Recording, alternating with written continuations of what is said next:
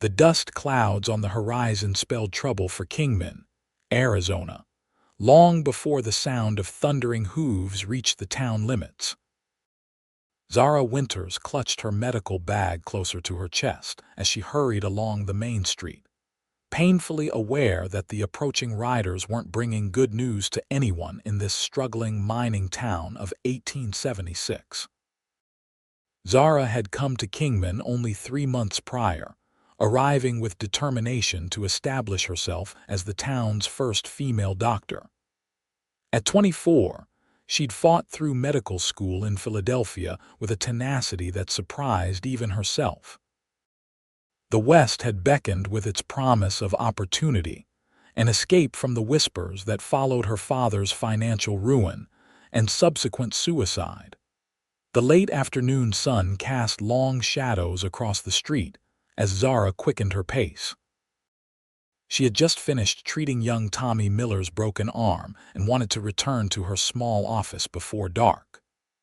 The territorial days were dangerous enough for a woman alone, but something about the approaching riders sent a chill through her that had nothing to do with the cooling desert air. "Miss Winters," Sheriff Dawson called from the jailhouse porch. "Best get inside quick. Those look like the Creed brothers coming."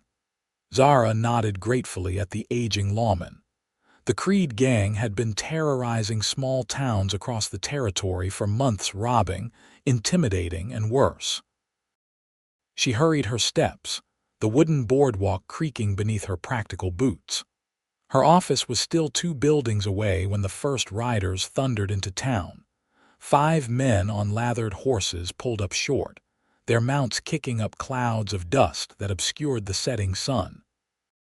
Leading them was Silas Creed himself, a man whose reputation for casual cruelty had spread throughout the territory. His face was partially hidden beneath a wide-brimmed black hat, but his cold eyes scanned the street with predatory intent. "Look what we have here, boys," Creed called out, his voice carrying easily in the sudden stillness of the main street. "A proper lady doctor, if I ain't mistaken." Zara froze, her hand on the doorknob of her office. How did he know who she was? "Keep walking, miss," the sheriff called, his hand hovering near his pistol. But it was too late. 2 of the riders had already dismounted and were approaching her with purpose. Zara turned the knob desperately, but in her panic, she fumbled with the key. "We got ourselves a situation, Doc," the taller of the 2 men said, grabbing her arm roughly. "Our friend took a bullet outside of Prescott. Need your special touch." I can treat him here in my office," Zara stammered, trying to maintain her professional composure despite her racing heart. Silas Creed laughed, a sound devoid of humor. "That ain't how this works. You're coming with us to the Rusty Nail. That's where our friend is waiting." The Rusty Nail was the rowdiest saloon in Kingman, a place Zara deliberately avoided. No respectable woman went there, especially not alone. "Please, I have medical supplies here that I'll need," she began, but her words were cut short as the men grabbed both her arms. "Sheriff," she called out desperately as they began dragging her down the street toward the saloon. Sheriff Dawson stepped forward, his hand now on his gun. "Let her go, Creed. She's just trying to help folks around here." "And she's going to help my brother," Creed replied coldly. "Unless you want to die today, old man, I suggest you stay put." 3 of the gang members had trained their weapons on the sheriff, who hesitated, his weathered face contorted with indecision. At 63, Thomas Dawson knew his limitations, and he knew that dying here would help no one. "I'll be all right, Sheriff," Zara called, summoning courage she didn't feel. "I'll treat their wounded and be on my way." The resignation in the sheriff's eyes told her he knew better, but he nodded slowly, stepping back onto the jailhouse porch. "I'll be watching, Creed," he warned. Zara was half dragged, half marched down the dusty main street toward the Rusty Nail, her medical bag still clutched tightly in her hands. Townsfolk who had ventured outside quickly retreated indoors, doors slamming and curtains drawing closed. No one wanted to catch the attention of the Creed gang. As they approached the saloon, the sound of a piano being badly played spilled out into the street, along with raucous laughter and the clinking of glasses. Zara's heart pounded so hard she feared it might burst from her chest. The stories she'd heard about what happened to women who crossed paths with outlaws like the Creeds made her blood run cold. The batwing doors of the Rusty Nail were thrust open, and Zara was shoved inside. The piano music stopped abruptly. The dozen or so men inside, miners, cowboys, and drifters, all turned to stare. Some looked away quickly, not wanting to get involved. Others leered openly at the sight of a proper woman being manhandled into their domain. "Got us a doctor, boys," Silas announced, grabbing a bottle of whiskey off the bar as they passed. In the back corner of the saloon, a man lay sprawled across a table, his face pale and drawn with pain. Blood had soaked through his shirt on the right side, just below his ribs. "That's Jasper, my younger brother," Silas explained, suddenly all business. "Fix him." Zara took a deep breath, forcing her professional training to override her fear. "I need hot water, clean cloths, and better light," she said, her voice steadier than she expected. "You heard the lady." Silas barked at the bartender, who jumped to obey. Zara set her medical bag on a nearby chair and approached the wounded man. Jasper Creed couldn't have been more than 25, with the same sharp features as his older brother but lacking the cold cruelty in his eyes. Pain had replaced any menace that might normally reside there. "How long ago was he shot?" Zara asked, carefully cutting away the blood-soaked shirt. "Yesterday morning," one of the gang members replied. "Bastard bank guard got lucky. So they'd robbed a bank in Prescott." Zara tried not to react to this information as she examined the wound. The bullet had entered cleanly, but it was still inside, and infection had already begun to set in. The angry red skin around the wound concerned her. "I need to remove the bullet and clean the wound thoroughly," she said. "It's going to be painful." Silas thrust the bottle of whiskey toward his brother. "Drink up, Jasper. Doc's about to dig around in your insides." Outside the Rusty Nail, a lone rider approached Kingman from the eastern trail. The setting sun at his back cast his shadow long before him as he guided his horse at a steady pace into town. Unlike the Creed gang's dramatic entrance, this rider moved with purpose, but without unnecessary show. Isaac Foster had been riding for 2 days straight, stopping only when absolutely necessary. The former Texas Ranger had been tracking the Creed gang since they'd murdered a family outside of Tucson the previous month. Unlike the local lawmen who were confined to their jurisdictions, Isaac moved freely across the territory, following the trail of violence and robbery the Creeds left in their wake. At 30, Isaac had seen more bloodshed than most men twice his age. His time with the Rangers had hardened him, but it was the death of his young wife 3 years earlier that had truly changed him. Since then, he'd become a bounty hunter with a reputation for bringing in the territory's most dangerous criminals alive when possible, but dead when necessary. As he rode slowly down Kingman's Main Street, Isaac noted the unusual stillness. Doors were closed, shutters drawn. The only establishment showing signs of activity was the Rusty Nail Saloon, where horses bearing the distinctive C brand of the Creed gang were hitched outside. Isaac dismounted in front of the sheriff's office, tying his bay gelding to the hitching post. Sheriff Dawson emerged from the doorway, relief washing over his face at the sight of the tall stranger. "You're a sight for sore eyes, Foster," Dawson said, extending his hand. "Been expecting you since I sent that telegram to Prescott." Isaac shook the sheriff's hand. "The Creeds, all 5 of them, plus Jasper, who's wounded from what I gather." Dawson lowered his voice. They've taken our town doctor inside.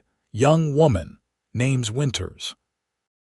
I'm afraid they don't intend to let her leave once she's patched up Jasper. Isaac's jaw tightened imperceptibly. How long have they been in there? Not 15 minutes. Been quiet so far. Inside the saloon, Zara worked with steady hands despite her fear. The bartender had provided a lantern that cast adequate light over the wounded man. She had extracted the bullet successfully, cleaned the wound as best she could with the available whiskey, and was now stitching it closed with neat, even sutures. Throughout the procedure, Jasper had alternated between cursing and passing out from the pain. His brother Silas had watched with an intensity that unnerved Zara, occasionally taking swigs from the whiskey bottle. "You've got steady hands, Doc," Silas commented, his voice deceptively casual. "Don't see many women doctors, especially not out here." "There aren't many of us," Zara replied cautiously, tying off the final stitch. "But times are changing," Silas laughed. "Not out here they ain't. Out here, a woman's still good for only a few things." The implication in his words sent a fresh wave of fear through Zara. She focused on bandaging Jasper's wound, trying to hide the trembling that had begun in her fingers. "He needs rest and clean bandages daily," she said, packing her instruments back into her bag. "And he should avoid riding for at least 2 weeks. 2 weeks, Silas scoffed. "We'll be long gone by morning." "Then he'll likely die of infection," Zara stated matter-of-factly, "or the wound will reopen and he'll bleed to death." Silas's eyes narrowed dangerously. "Maybe you should come with us then. Keep an eye on him." "I have patients here who need me," Zara protested, her voice wavering slightly. "I wasn't asking, Doc." Silas moved closer, his hand reaching out to touch her hair. "Besides, the boys and I could use some doctoring too." The other gang members laughed, a chilling sound that made Zara's skin crawl. She took a step back, bumping into the table where Jasper lay. "I've done what you asked," she said firmly, despite her fear. "Now I'd like to return to my office." "In due time," Silas replied, his smile not reaching his eyes. "First, let's have a drink to celebrate Jasper's recovery." The bartender, a heavy-set man named Barlow, reluctantly set up glasses on the bar. The few remaining patrons had either left quietly or retreated to the far corners of the establishment, not wanting to draw attention. Outside, Isaac Foster was methodically checking his weapons. His Colt revolver was fully loaded, as was his Winchester rifle, which he decided to leave secured to his saddle. 5 against 1 weren't odds he'd normally choose, but the woman's presence changed everything. Time wasn't on her side. "You got any deputies?" Isaac asked the sheriff. "Both out of town, escorting a prisoner to Prescott," Dawson replied grimly. "Town council cut the budget. Can't afford more than 2. Isaac nodded, unsurprised. Small towns often couldn't afford adequate law enforcement, which was why men like the Creeds targeted them. "I need to know the layout of that saloon," Isaac said, "and how many civilians might be inside." The sheriff quickly sketched a rough floor plan in the dust with a stick. "Main room here, bar along this wall, back room here where they store the liquor. Stairs to the upper floor where there's 4 rooms the girls use. Most customers likely scattered when the Creeds arrived, but Barlow the bartender will be there, maybe a few others too scared to leave." Isaac committed the layout to memory. "Any back doors?" "One leads to an alley behind." "Good. Give me 5 minutes, then create a distraction out front." Inside the saloon, Zara was being forced to sit at a table with Silas and 2 of his men. The other 2 were keeping watch at the windows, their hands never far from their guns. Jasper remained unconscious on the table where she'd operated. "Drink up, Doc." Silas pushed a glass of whiskey toward her. "It's rude to refuse a toast." Zara reluctantly took the glass but didn't drink. Mr. Creed, I really must insist on returning to my other patients. Silas's face hardened. You ain't going nowhere, darling. Not tonight, maybe not tomorrow either. He reached across the table and grabbed her wrist hard enough to bruise. We paid for your services and we ain't done with you yet. You haven't paid me anything, Zara replied, her fear giving way to anger. And I'm not for sale. The blow came without warning. Silas backhanded her across the face, sending her sprawling from the chair onto the sawdust-covered floor. The taste of blood filled her mouth as her lips split from the impact. Every woman has her price, Silas snarled, standing over her. You just ain't figured out yours yet. Behind the saloon, Isaac silently approached the back door.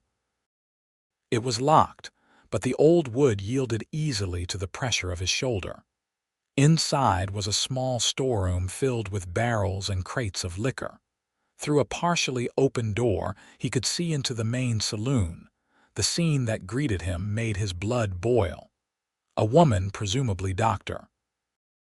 Winters, was on the floor, blood trickling from her lip as Silas Creed towered over her. The other gang members were laughing, except for one who appeared to be unconscious on a table. Isaac assessed the situation quickly. Two men by the windows, Silas and two others near the woman, and the wounded Jasper on the table. The bartender was behind the bar, looking terrified, and a few patrons huddled in the corners, unwilling to get involved. Just as Isaac was about to make his move, Sheriff Dawson's voice boomed from outside the front of the saloon. Creed, this is Sheriff Dawson. I've got a posse of 10 men surrounding this building. Come out with your hands up, or we're coming and shooting. It was a lie. Of course there was no posse, but it created exactly the distraction Isaac needed. The gang members at the windows turned their full attention to the front, and Silas cursed, momentarily forgetting about Zara as he moved toward the batwing doors. Nobody's out there but that old man. One of the gang members called after peering carefully around the window frame. Check the back, Silas ordered one of his men. The outlaw nodded and turned toward the storeroom only to find himself staring down the barrel of Isaac's Colt as the bounty hunter emerged from the shadows. Don't, Isaac said quietly, and the man froze in one fluid motion. Isaac struck the outlaw with the butt of his revolver, dropping him unconscious to the floor. The noise, however slight, caught Silas's attention. Murphy, Silas called. What's going on back there? When no answer came, Silas signaled to another of his men to investigate. As the second outlaw approached the storeroom, Isaac made his move. He burst through the door, firing a shot that caught the approaching man in the shoulder, spinning him around and dropping him to the floor with a cry of pain. It's Foster! One of the remaining outlaws shouted in recognition, reaching for his gun. Isaac fired again, hitting the man in the chest. He fell backward through the batwing doors onto the boardwalk outside. In the chaos, Zara scrambled behind the bar for cover, her heart pounding so hard she thought it might burst from her chest. Silas and his remaining man opened fire, forcing Isaac to dive behind an overturned table. Bullets splintered the wood around him as he returned fire carefully, mindful of the civilians still in the building. You're a dead man, Foster, Silas shouted, reloading his revolver. Nobody takes down the Creed gang. Already got 3 of you, Isaac called back calmly. You're next. While Silas kept Isaac pinned down with gunfire, his remaining man circled around toward the bar where Zara was hiding. She saw him approaching and looked desperately for a weapon. Her hand closed around a bottle of bourbon, the only defense available. As the outlaw leaned over the bar to grab her, Zara swung the bottle with all her strength, connecting with the side of his head. The bottle shattered, showering them both with glass and alcohol. The man staggered back, momentarily stunned but not down. With a roar of rage, he lunged for her again, But this time a shot rang out and he fell forward across the bar, dead from Isaac's bullet. Now it was just Sela's left, and he knew it.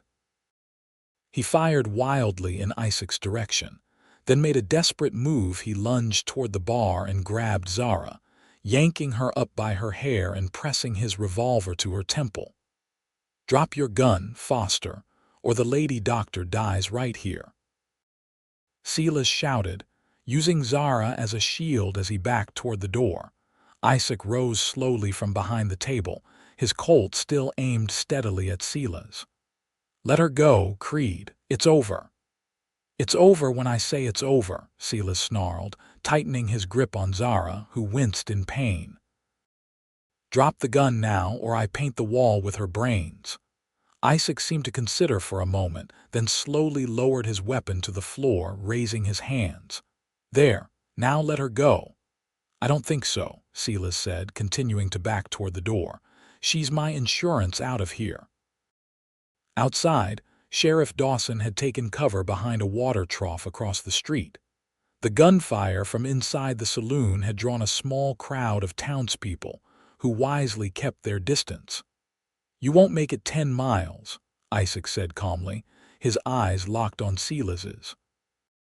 "Let her go, and maybe you live to see a trial." Sela laughed harshly. "A trial? We both know I'd hang. No, I'm riding out of here, and the doctor's coming with me." As Sela continued to back toward the exit, Isaac's eyes met Zara's. Despite her fear, there was a determined intelligence in her gaze that told him she was thinking, not just panicking. He gave her the slightest nod. Understanding passed between them in that brief moment. When Sela was halfway to the Batwing doors, Zara suddenly went limp in his grasp, dropping her weight unexpectedly. Sela instinctively tightened his grip and adjusted his stance exactly as Isaac had hoped. In that split second of distraction, Isaac's hand flashed to his boot, drawing a small derringer hidden there. He fired once, the bullet catching Sela in the right shoulder of his gun arm. The outlaw's revolver discharged harmlessly into the ceiling as he stumbled backward, losing his grip on Zara. She immediately rolled away from him, and Isaac was already in motion, crossing the room in 3 long strides. Before Sela could recover, Isaac's fist connected with his jaw in a devastating blow that sent the outlaw crashing through the Batwing doors and onto the boardwalk outside. Sheriff Dawson emerged from his cover, his own revolver trained on the dazed outlaw. "It's over, Creed," the sheriff said, kicking Sela's dropped weapon away. Inside the saloon, Isaac turned to Zara, who was getting shakily to her feet. "Are you hurt, madam?" he asked, his voice gentler than it had been moments before.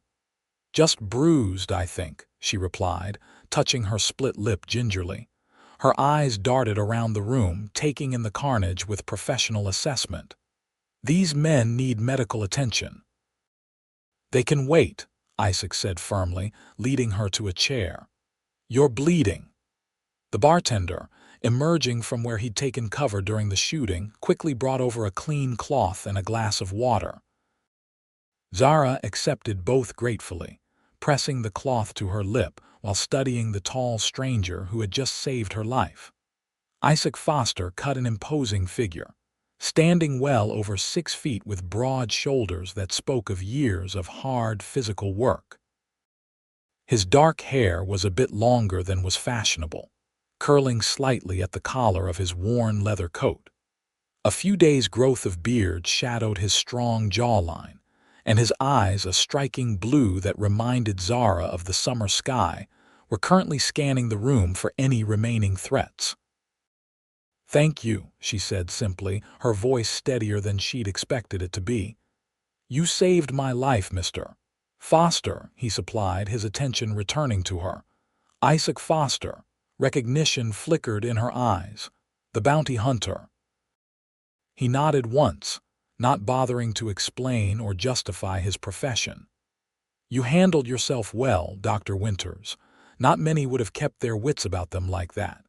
Before she could respond, Sheriff Dawson entered with Silas Creed in handcuffs. The outlaw's face was a mask of hatred as he looked at Isaac. "This ain't over, Foster," he spat, blood dripping from his split lip. "Not by a long shot." "It's over for you, Creed," Sheriff Dawson said, pushing him toward a chair. "You'll hang for what you've done in Tucson alone." While the sheriff secured Silas to a chair, Isaac turned back to Zara. "Let's get you out of here," he said quietly. "You've seen enough violence for one day." Zara surprised him by shaking her head. "I need to check their wounds first," she insisted, gesturing to the injured outlaws. "Even criminals deserve medical attention." Isaac raised an eyebrow but didn't argue. He'd heard about Dr. Winters' reputation for treating anyone who needed help, regardless of their standing in the community. It was a rare quality, especially in a place like Kingman. Zara rose and moved first to check on Jasper, who remained unconscious through the entire gunfight. His pulse was steady, and the bandages showed no fresh bleeding, a good sign. Next, she examined the man Isaac had shot in the shoulder, determining that the bullet had passed clean through muscle without hitting bone or major blood vessels. "He'll live," she pronounced, fashioning a quick bandage from a clean bar towel. "More than they deserve," Isaac commented, but there was respect in his voice rather than condemnation. Once Zara had seen to the wounded, Isaac insisted on escorting her back to her office. The adrenaline that had sustained her through the ordeal was beginning to wane, and her hands trembled slightly as she gathered her medical bag. Outside, the evening had fully descended on Kingman, the stars appearing in the clear desert sky. A small crowd had gathered, kept at bay by the sheriff's stern warnings. As Isaac led Zara from the saloon, a spontaneous cheer went up from the townspeople. "Seems you've got admirers," Zara observed wryly, uncomfortable with the attention. "They're cheering for you, Doctor," Isaac replied. "Town loves their healer." The walk to her office was brief, but Zara was grateful for Isaac's steady presence beside her. The events at the Rusty Nail had shaken her more than she wanted to admit, even to herself. Her office, a modest single-story building with her living quarters in the back, stood dark and quiet on the edge of the main street. Isaac insisted on checking inside before allowing her to enter, his caution born of years dealing with the territory's most dangerous criminals. "All clear," he announced, lighting a lamp on her desk. The warm glow illuminated the neat, organized space that served as both waiting room and examination area. "Thank you again, Mr. Foster," Zara said, setting her medical bag down with a sigh.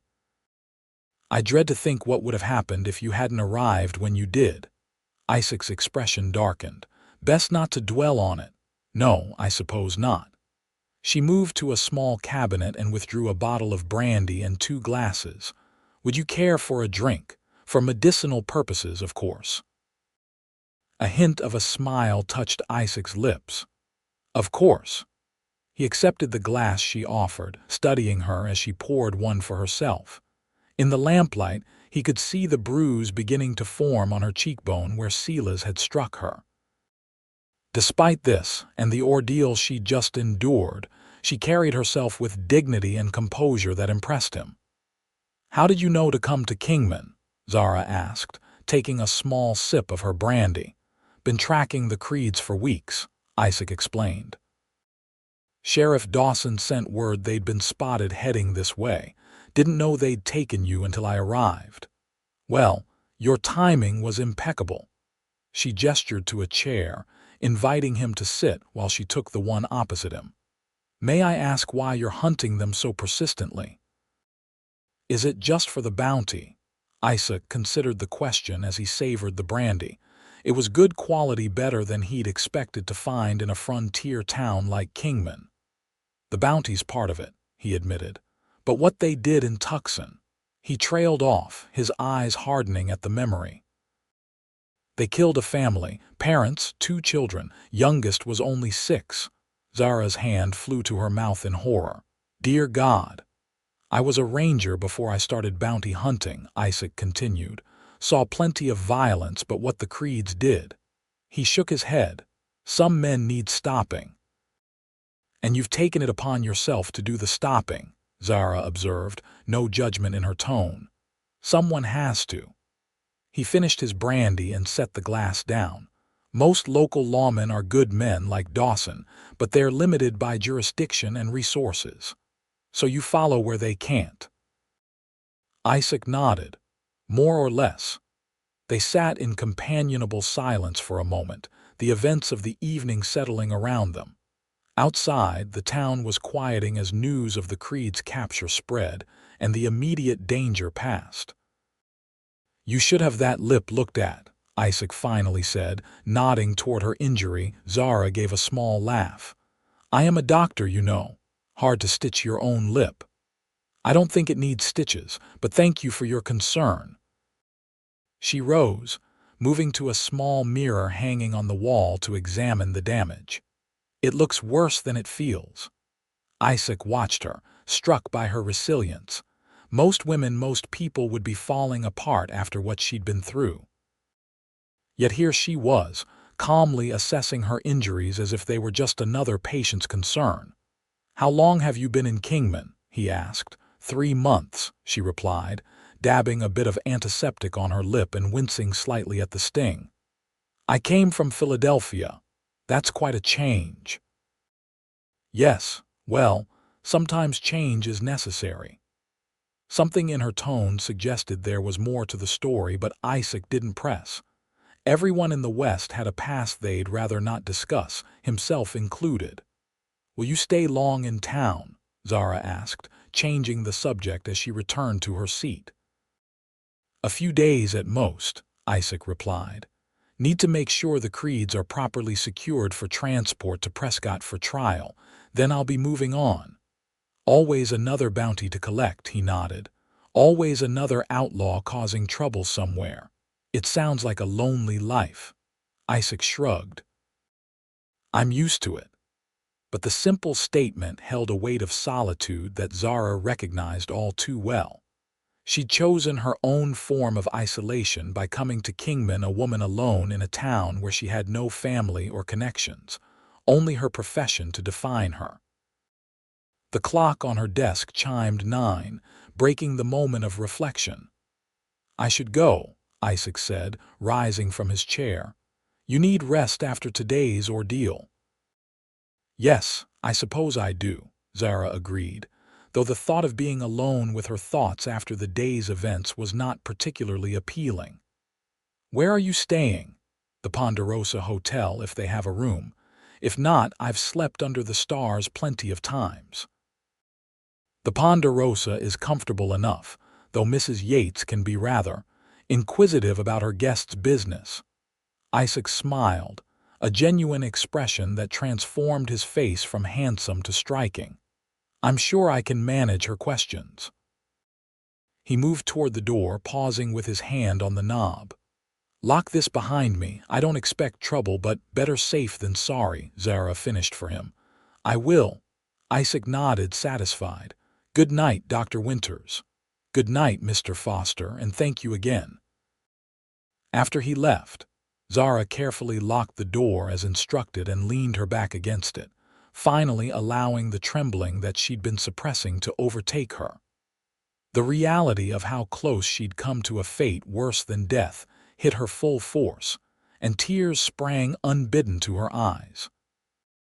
She sank down to the floor, hugging her knees to her chest as she permitted herself this moment of vulnerability that she couldn't show to the town, to her patients, or even to the man who had saved her. For several minutes, she sat there in the dim lamplight, silent tears streaming down her face. Finally, wiping her eyes with the back of her hand, Zara rose. She was alive.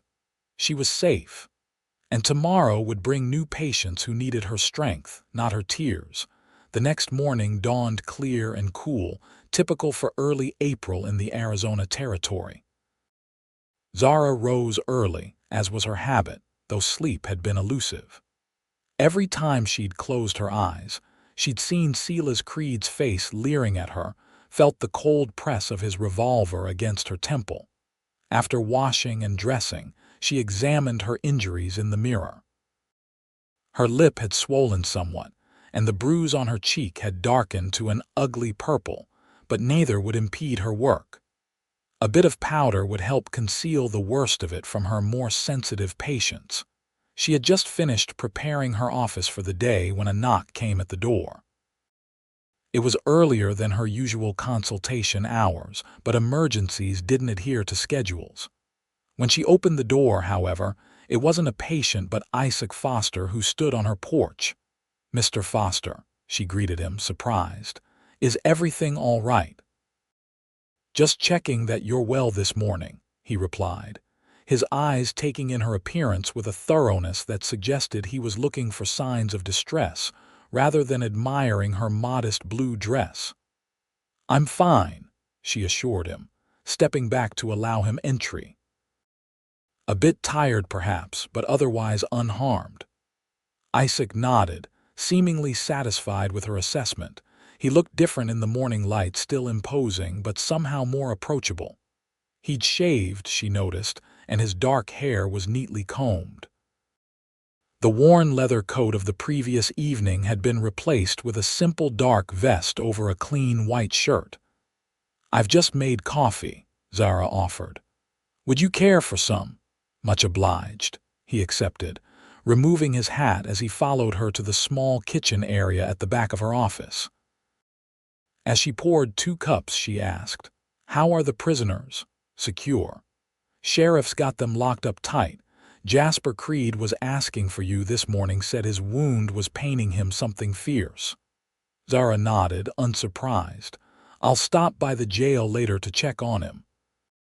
The wound was significant, and infection is always a risk. She handed Isaac a cup of coffee, which he accepted with a murmured thanks. For a moment they stood in comfortable silence, each sipping the hot beverage. "The stage to Prescott leaves tomorrow," Isaac finally said. "Sheriff Dawson's arranged for extra guards to transport the Creeds for trial. Will you be going with them?" "Yes. My testimony will be needed, especially for the Tucson murders." Zara nodded, feeling an unexpected disappointment at the news of his imminent departure. "Of course. I imagine there's a substantial reward waiting for you as well." "There is," he acknowledged. "But before I go, I was hoping you might join me for supper this evening." The invitation surprised her, though not unpleasantly. "Supper at the hotel dining room," he clarified. "Nothing improper. I just thought you might appreciate a meal you didn't have to cook yourself after yesterday's ordeal." Zara considered the offer. Dining in public with a man would certainly set the town's gossips chattering, but after facing down the Creed gang, the prospect of a few wagging tongues seemed trivial by comparison. "I'd be delighted," she decided. "What time shall I meet you?" 6 o'clock. I can collect you here." "That would be lovely, thank you." Their arrangements made, Isaac finished his coffee and prepared to leave. "I need to help the sheriff secure the prisoners for transport. Are you sure you'll be all right visiting the jail later?" "I'll be fine," Zara assured him. "They're behind bars now, and I'm a doctor first and foremost. My personal feelings toward them don't affect my professional obligations." Isaac studied her for a moment, then nodded. "You're an unusual woman, Dr. Winters. I'll take that as a compliment, Mr. Foster. It was intended as one." After Isaac left, Zara found herself smiling despite the lingering ache in her cheek. There was something about the bounty hunter that intrigued her, a complexity beneath his stoic exterior that she found herself wanting to explore further. But such thoughts would have to wait. Her first patient of the day, Mrs. Everett with her chronic rheumatism, would be arriving shortly, and Zara needed to focus on her duties. The morning passed quickly with a steady stream of patients. Most expressed concern about her visible injuries. and news of her ordeal at the hands of the Creed gang had clearly spread throughout the town. By noon, Zara had received 3 casseroles, a freshly baked apple pie, and numerous offers of assistance from the townsfolk. After her last morning patient departed, Zara gathered some medical supplies and made her way to the jailhouse.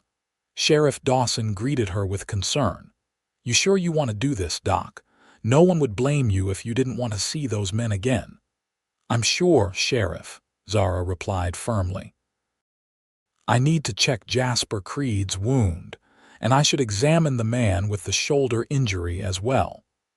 The sheriff nodded reluctantly and led her to the cells. The Creed brothers and their 2 surviving gang members were confined in 2 separate cells, Silas and one man in one, Jasper and the injured outlaw in the other. Silas Creed smirked when he saw her. "Well, if it ain't the angel of mercy herself," he drawled. "Come back for more." "That's enough, Creed," Sheriff Dawson warned. "I'm here to check on your brother and your friend," Zara stated calmly, ignoring Silas's baiting. "Nothing more." The sheriff unlocked the cell where Jasper lay on a narrow cot, his face pale with pain. The other wounded man sat on the second cot, his arm in a rough sling. "I'll be right outside, Doc," Sheriff Dawson said.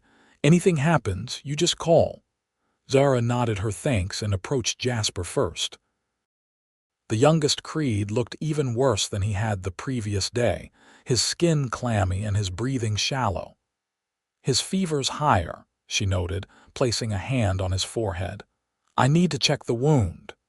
Carefully, she removed the bandages she'd applied the day before. The wound looked angry and inflamed, clear signs of infection setting in despite her best efforts. "He needs more thorough treatment than I can provide here," Zara told the sheriff. "Ideally, he should be in my office where I have proper equipment and medicines."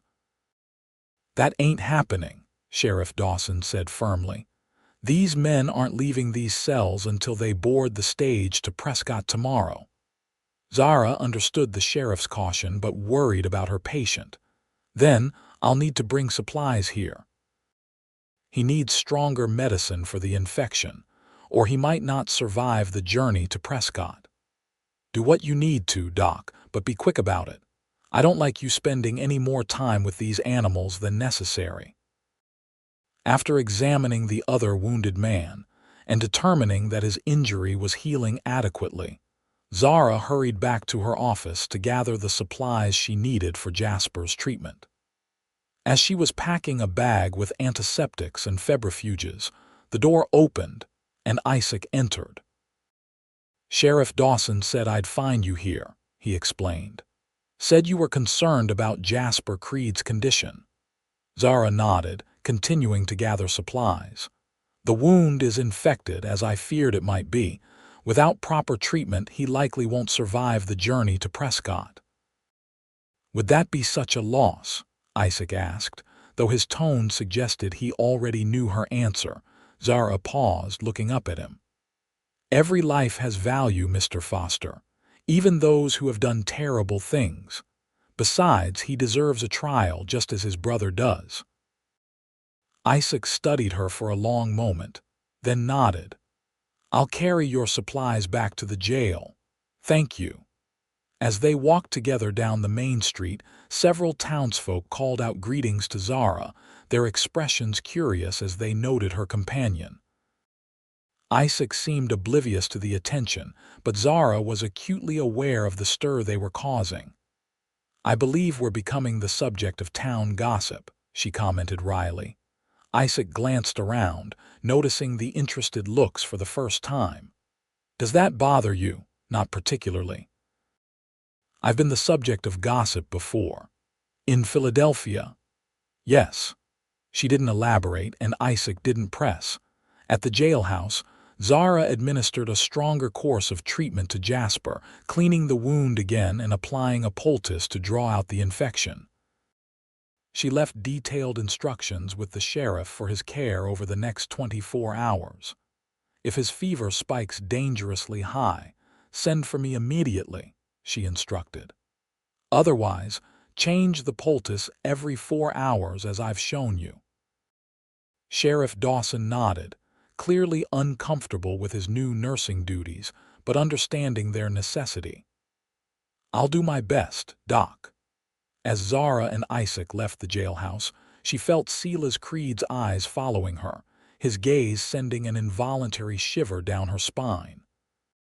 "He can't hurt you anymore," Isaac said quietly, noticing her reaction. "I know. It's foolish to be affected by a mere look." "Not foolish at all. Men like Creed leave their mark on those they encounter, even briefly. The fact that you can still face him shows your courage." His words were unexpectedly comforting. "Thank you for saying that." They parted ways at her office, agreeing to meet again at 6 for dinner.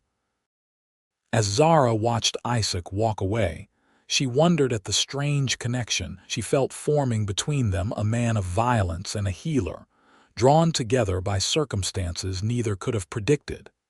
That evening, Zara took extra care with her appearance. She chose her best dress, a deep burgundy silk that she rarely had occasion to wear in Kingman, and arranged her honey blonde hair in a more elaborate style than her usual practical bun. A touch of powder helped conceal the worst of the bruising on her face. When Isaac arrived promptly at 6, his appreciative gaze told her that her efforts had been worthwhile. He too had dressed for the occasion, wearing a well-tailored dark suit that suggested he wasn't always the rough bounty hunter he appeared to be. "You look lovely," he said simply, offering his arm. "Thank you," Zara replied, taking it. "You clean up rather well yourself, Mr. Foster." The hotel dining room was the finest establishment in Kingman, which wasn't saying much by Eastern standards, but represented the height of local sophistication. Heads turned as they entered, and Zara was conscious of being the center of attention in a way that went beyond her usual notoriety as the town's only female doctor. The maitre d' led them to a table by the window, where Isaac pulled out her chair with a gentlemanly flourish that surprised her.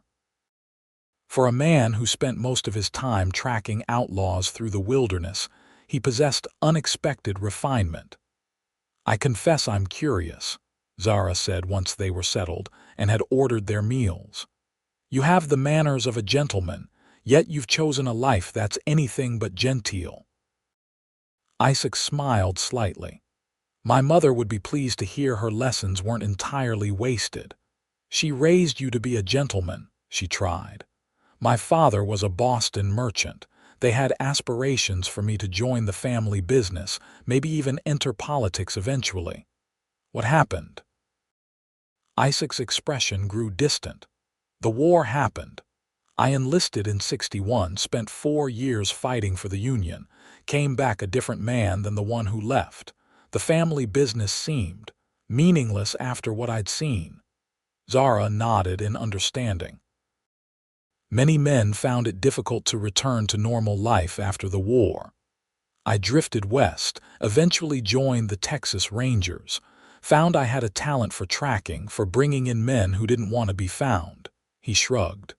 "The rest followed naturally. And your family?" "My parents passed during the war influenza. I have a sister in Boston, married well. We correspond occasionally." Their meals arrived, a well-prepared beefsteak for Isaac and roasted chicken for Zara, providing a brief interruption to their conversation. "And what of you, Dr. Winters?" Isaac asked when they were alone again. "What brings a Philadelphia doctor to Kingman?" Zara hesitated, unused to sharing her past, but something about Isaac invited confidence. "My father was a banker in Philadelphia," she began. "He made some poor investments, lost everything. Rather than face the scandal, he took his own life." Isaac's expression softened with sympathy. "I'm sorry. In the aftermath, I found that many doors that had been open to me as a doctor suddenly closed. The scandal tainted everything." She took a sip of wine. "I decided a fresh start was needed, somewhere my family name wouldn't matter." And you chose the Arizona territory.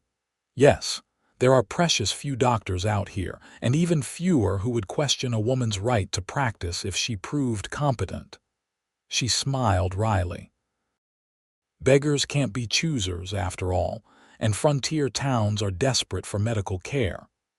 Their good fortune, Isaac observed, though I imagine it's been a significant adjustment. It has, but I've found satisfaction in my work here that I never experienced in Philadelphia. There, I was constantly fighting to be taken seriously. Here, results matter more than gender. As their dinner continued, the conversation flowed easily between them. Isaac shared stories of his time with the Rangers and some of his more unusual bounty hunting experiences, while Zara told him about the challenges and rewards of frontier medicine. By the time they finished their meal, Zara realized that she had enjoyed herself more than she had in months, perhaps years. There was something refreshing about Isaac's direct manner, his lack of pretense, and his evident respect for her profession and independence. "Would you care for a walk before I escort you home?" Isaac suggested as they left the hotel. "The evening's pleasant enough." "I'd like that," Zara agreed. They strolled along Kingman's main street, which was quieter now as businesses closed for the night. The nearly full moon cast enough light for them to see their way clearly, and a gentle breeze carried the scent of sage from the surrounding desert. "Will you return to bounty hunting after delivering the creeds to Prescott?" Zara asked as they walked. "Yes. There's always work for someone with my skills, unfortunately." "It sounds dangerous." "It can be," Isaac acknowledged, "but I'm careful. Most of the men I track aren't as clever as they think they are." They had reached the small bridge that crossed the usually dry creek bed at the edge of town. By unspoken agreement, they paused there, looking out at the moonlit desert landscape. "What about you?" Isaac asked. "Will you stay in Kingman long term?" "I don't know," Zara admitted. "I came here seeking a fresh start, and I've found it in many ways. The town has been welcoming, and there's certainly no shortage of patients. But I sometimes wonder if there might be more for me somewhere else, a larger town, perhaps, with more resources for my patients." She smiled ruefully. "Or maybe I'm just restless by nature." "I understand restlessness," Isaac said quietly. "It's what keeps me moving from town to town, always chasing the next bounty." There was something in his tone that suggested he wasn't entirely satisfied with that existence, despite his evident skill at it. Zara wondered what it would take for a man like Isaac Foster to settle in one place, to build something lasting rather than constantly being in motion. "You ever think about stopping?" she asked. "Finding a place to call home?" Isaac was silent for a long moment, his gaze fixed on the distant mountains. "I did once," he finally said. "I was married briefly before I started bounty hunting." The revelation surprised Zara. "I didn't know. Few do. Her name was Rebecca. We met in Dallas after I left the Rangers. She was—" He paused, searching for words. "She was everything I wasn't, kind, gentle, saw the good in everyone." "What happened?" Zara asked softly, sensing the pain beneath his matter-of-fact tone. "Fever took her. 3 years ago now, we'd been married less than a year." His jaw tightened. "After that, staying in one place seemed pointless, so I started hunting bounties, moving from town to town." "I'm so sorry, Isaac." Without thinking, Zara placed her hand on his arm in a gesture of comfort. He looked down at her hand, then covered it with his own. "Thank you." The moment stretched between them, filled with unspoken understanding and a connection that had formed more quickly than either would have expected. Finally, Isaac cleared his throat and gently released her hand. "I should get you home," he said. "It's getting late, and you likely have patients early tomorrow." Zara nodded, though she was reluctant for the evening to end. As they walked back toward her office, She found herself wishing that Isaac weren't leaving the next day, that there might be more time to explore this unexpected connection between them. At her door, they paused, the moment awkward yet charged with possibility. "Thank you for a lovely evening," Zara said. It was refreshing to talk with someone who understands the challenges of forging a different path. "The pleasure was mine," Isaac replied. "You're an extraordinary woman, Zara Winters. Kingman is fortunate to have you."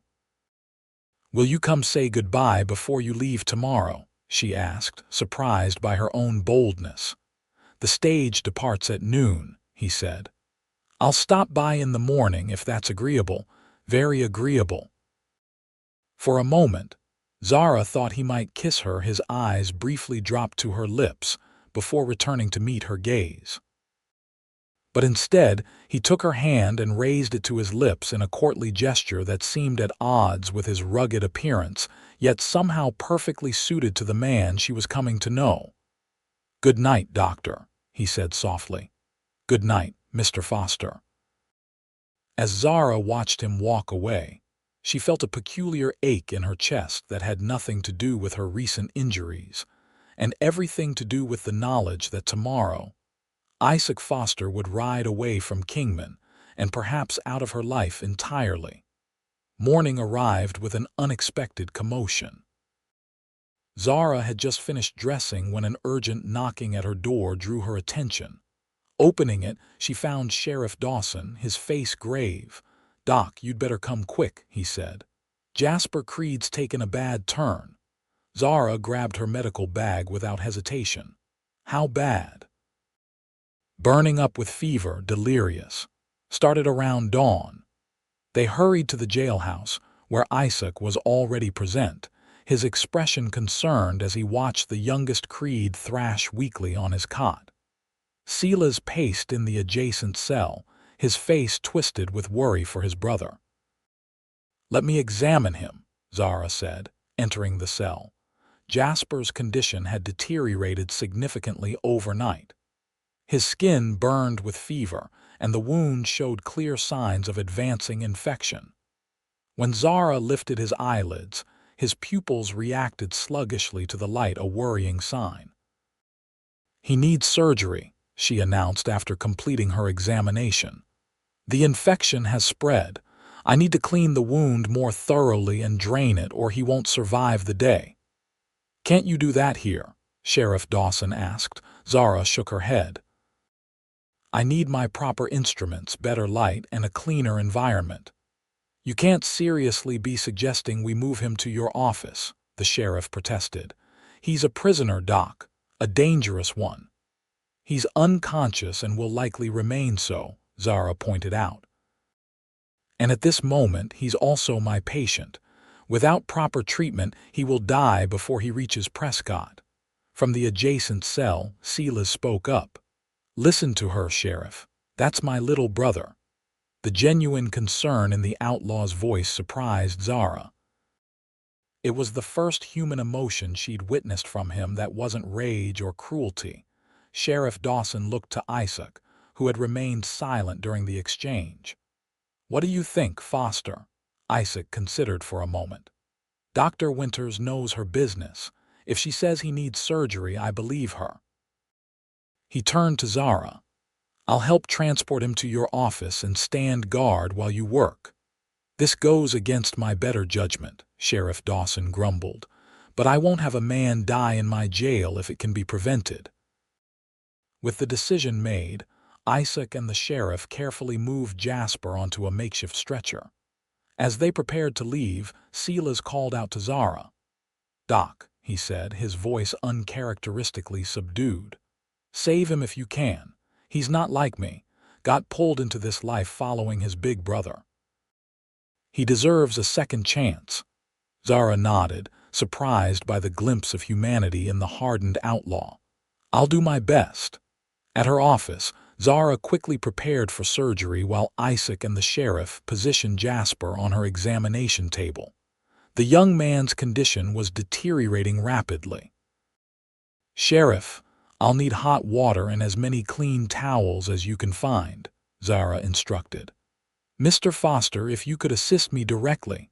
Sheriff Dawson hurried to fulfill her request, leaving Isaac to help Zara prepare. "Have you done this before?" she asked as she laid out her surgical instruments. "Assisted with surgery?" "Yes, during the war. Not professionally, but I've seen enough field operations to know my way around." "Good. I'll need steady hands and a strong stomach." The next hour was intense as Zara worked methodically to clean and drain the infected wound. Isaac proved to be an excellent assistant, calm, focused, and quick to anticipate her needs. His large hands, which she had seen wield weapons with lethal efficiency, now worked with surprising gentleness as he held instruments and applied pressure where directed. Finally, Zara stepped back, wiping perspiration from her brow. "I've done all I can. The rest depends on his constitution and God's will." "Will he live?" Isaac asked. "If the infection doesn't spread further, yes, I believe so, but he won't be traveling to Prescott today. He needs at least a week of rest and careful monitoring." Sheriff Dawson, who had returned with the requested supplies and observed the latter part of the surgery, sighed heavily. "That complicates matters.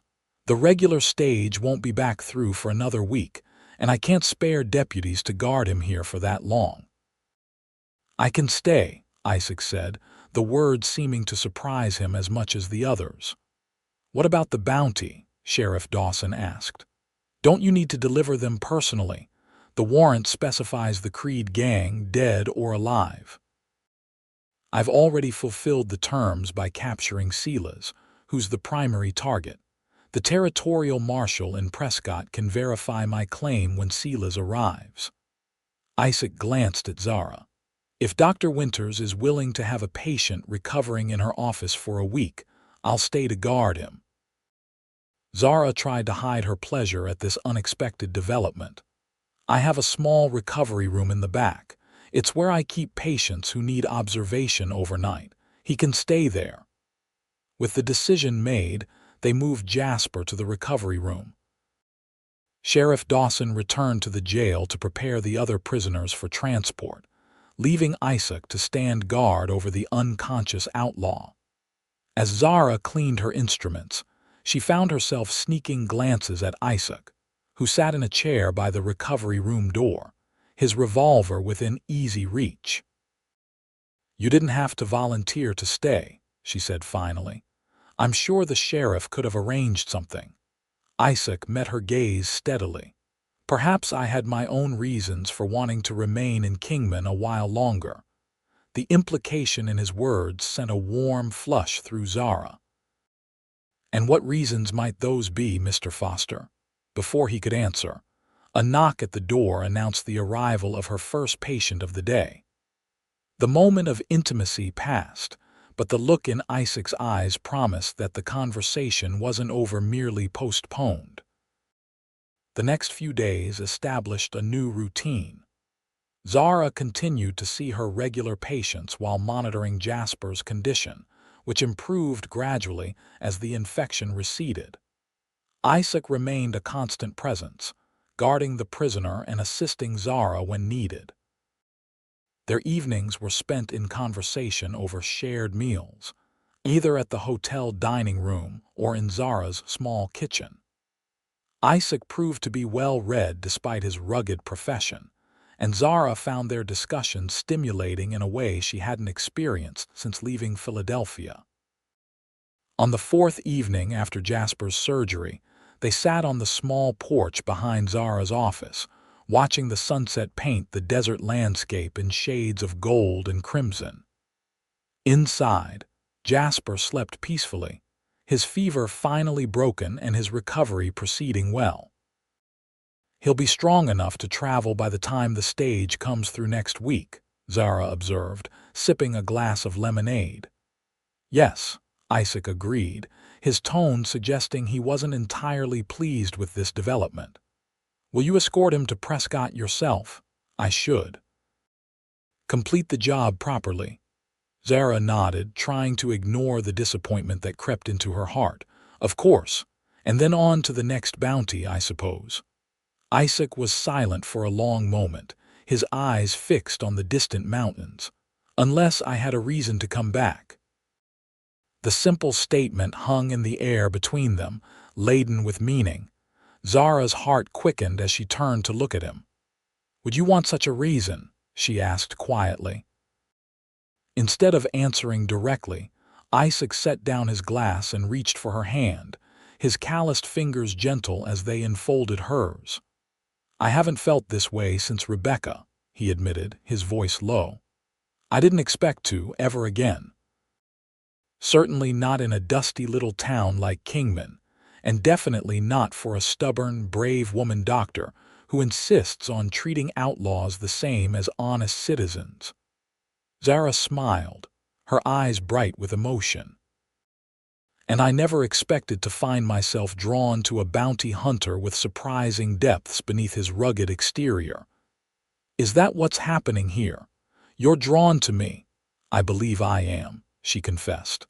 "Rather against my better judgment, I might add."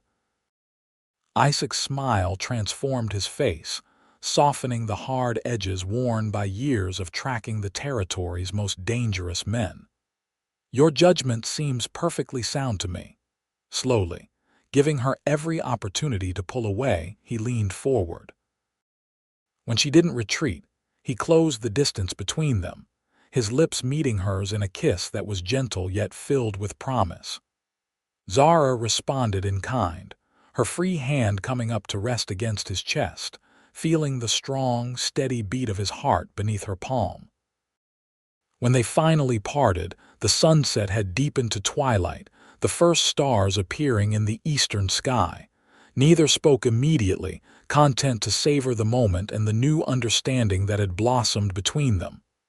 "What happens now?" Zara finally asked. "That depends," Isaac replied. "On what you want, on what I can offer." "And what can you offer?" He considered the question seriously.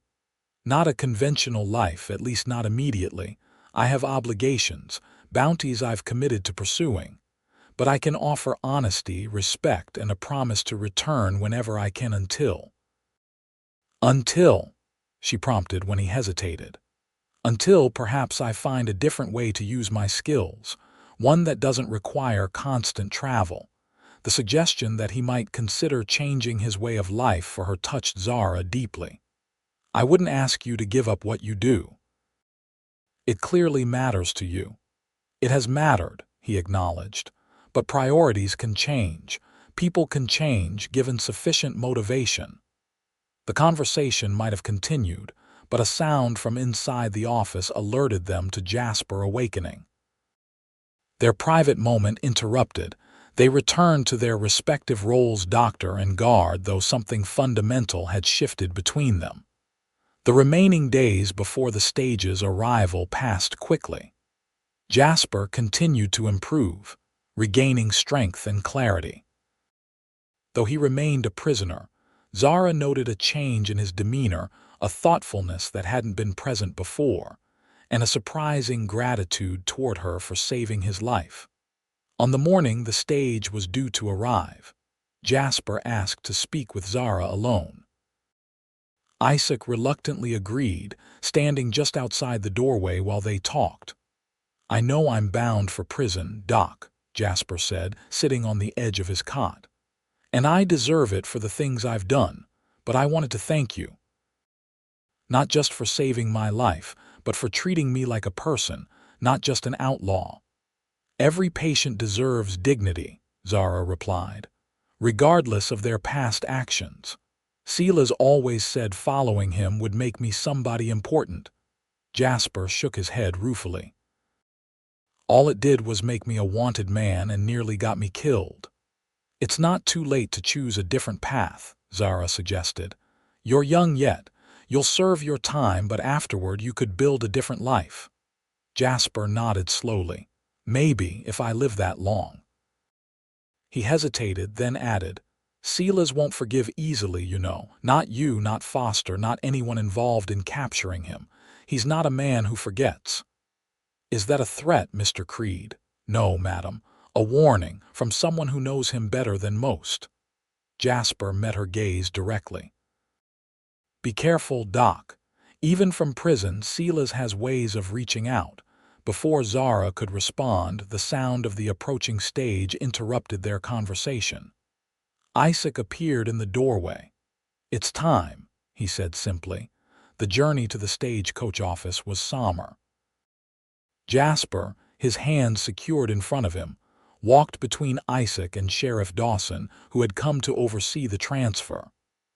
Zara accompanied them, concerned about her patient's condition despite his status as a prisoner.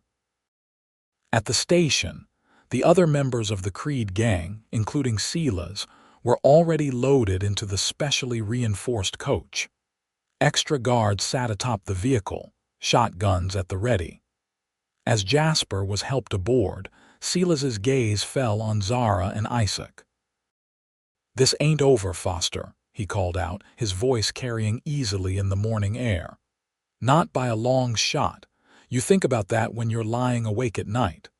"Save your breath, Creed," Isaac replied evenly. "You'll need it to plead for mercy at your trial." With a final glare, Silas disappeared into the coach. The door was secured, and the driver cracked his whip. As the stage pulled away in a cloud of dust, Zara felt a weight lift from her shoulders, though Jasper's warning echoed in her mind. Sheriff Dawson bid them good day and returned to his office, leaving Zara and Isaac standing alone in front of the stage station. "So," Zara said, turning to Isaac, "what happens now? Will you be leaving to pursue your next bounty?" Isaac studied her face, his expression thoughtful. "I should. There's a bank robber operating near Flagstaff who has a healthy reward on his head." Zara nodded, trying to hide her disappointment. "Of course, your work is important." "It is," he agreed, "but perhaps it can wait a while longer." Hope flickered in Zara's chest. "How much longer?" "That depends," Isaac said, taking her hand in his. "How long would it take for a man like me to properly court a woman like you?" A smile bloomed on Zara's face, bright as the morning sun. "I believe that would require a significant investment of time, Mr. Foster. Certainly weeks. Possibly months." "In that case," Isaac replied, his own smile matching hers, "I'd better get started right away." As they walked hand in hand back toward Zara's office, the future stretched before them, uncertain in its details but filled with possibility. For a woman who had fled scandal in the East, and a man who had spent years chasing violence across the frontier, it was a beginning neither could have anticipated, but both embraced with open hearts. The weeks that followed saw a gradual transformation in both their lives. Isaac sent a telegram to the territorial marshal's office, informing them of his intention to delay pursuit of his next bounty. Instead, he took temporary work as a deputy in Kingman, assisting Sheriff Dawson, whose aging bones appreciated the help. For Zara, the change was more subtle but no less significant. Having grown accustomed to independence and solitude, she now found herself sharing many of her evenings with Isaac. They dined together regularly, attended the occasional town social event, and spent countless hours in conversation on her porch, watching the desert sunsets. The town observed their courtship with interest. Some, like Mrs. Peterson, the baker's wife, expressed approval, glad to see their doctor finding happiness. Others, particularly the unattached women of Kingman who had hoped to catch Isaac's eye, were less enthusiastic. But the general consensus was that the doctor and the bounty hunter made a surprisingly well-matched pair. One afternoon in late May, about 6 weeks after the Creeds had been transported to Prescott, Isaac arrived at Zara's office just as she was finishing with her last patient of the day. His expression was serious in a way that immediately caught her attention. "What is it?" she asked once they were alone. "Has something happened?" Isaac nodded, pulling a telegram from his pocket. News from Prescott. The Creed's trial concluded yesterday, and Silas was sentenced to hang for the Tucson murders. Jasper got 20 years for his role in the gang's activities. Zara absorbed this information quietly. While she couldn't mourn Silas's fate, given the brutality of his crimes, she felt a pang of sympathy for Jasper, who seemed to have genuinely regretted his choices. "When is the execution scheduled?" she asked. "2 weeks from now." Isaac hesitated, then added, "They've requested I be present as the principal witness. Will you go?" "I should. It's part of completing the job I started." He studied her face. "Would you consider coming with me? We could make a proper trip of it." Prescott's a fine city with amenities Kingman lacks. The invitation surprised Zara. "You want me to accompany you to a hanging?" "Not to the hanging itself," Isaac clarified, "but to Prescott. It would give us a chance to see more of the territory together and—" He hesitated, an uncharacteristic uncertainty in his expression. "I've grown accustomed to your company, Zara. The thought of being apart for even a week doesn't sit well with me." The simple admission touched her deeply. "Then I'll come," she decided. "I can arrange for Dr. Thompson from Hackberry to cover my patients for a few days." The journey to Prescott was planned for the following week, allowing time for Zara to arrange coverage for her practice, and for Isaac to coordinate with Sheriff Dawson regarding his temporary duties. 3 days before their scheduled departure, disaster struck. A telegram arrived for Isaac from the Prescott Marshal's office with devastating news. During a prisoner transfer within the jail, Silas Creed had overpowered a guard, taken his weapon, and escaped. 2 guards had been killed in the process. Silas was now at large, presumably armed, and considered extremely dangerous. "I have to go immediately," Isaac told Zara as soon as he received the news. "They're organizing a manhunt, and they need experienced trackers." "I understand," Zara said, though her heart sank at the thought of him pursuing the dangerous outlaw. "When will you leave?" "Tomorrow's stage. I've already wired acceptance." He took her hands in his. "This changes our plans. You should remain here where it's safe." Zara nodded, knowing he was right but hating the separation nonetheless. "How long will you be gone?" "As long as it takes to recapture Creed." Isaac's expression was grim. "He's too dangerous to be left at large, and after I come back to you." He drew her closer, his voice lowering. "That's a promise, Zara. Whatever happens, I will come back." That night they dined quietly at the hotel, both preoccupied with thoughts of the impending separation. Later, as Isaac walked Zara home beneath a star-filled sky, he stopped at her doorstep, taking both her hands in his. "I have something I need to ask you," he said, his voice unusually solemn. "Something I'd planned to wait on, but circumstances have changed." Zara's heart quickened. "What is it?" "I know our courtship has been brief by conventional standards, barely 2 months. But I've lived enough to recognize what matters when I find it." He took a deep breath. "I love you, Zara Winters. I think I have since that night at the Rusty Nail when you showed more courage than most men I've known." Tears sprang to Zara's eyes at his declaration. "I love you too, Isaac. More than I thought possible after such a short time." "Then, if you're willing," he continued, "I'd like to make it official before I leave. Not a wedding that deserves time and preparation, but an engagement, something to hold on to while we're apart." Without hesitation, Zara nodded. "Yes. Yes, I would like that very much." From his pocket, Isaac withdrew a small velvet pouch. "I didn't have time to have a proper ring made," he explained as he opened it, "but I found this at Simpson's Mercantile yesterday." The ring he revealed was simple but beautiful, a small sapphire set in silver, its deep blue reminiscent of Isaac's eyes. "It's perfect," Zara breathed as he slipped it onto her finger. He sealed their engagement with a kiss, that carried both the promise of a shared future and the bittersweet knowledge of their imminent separation.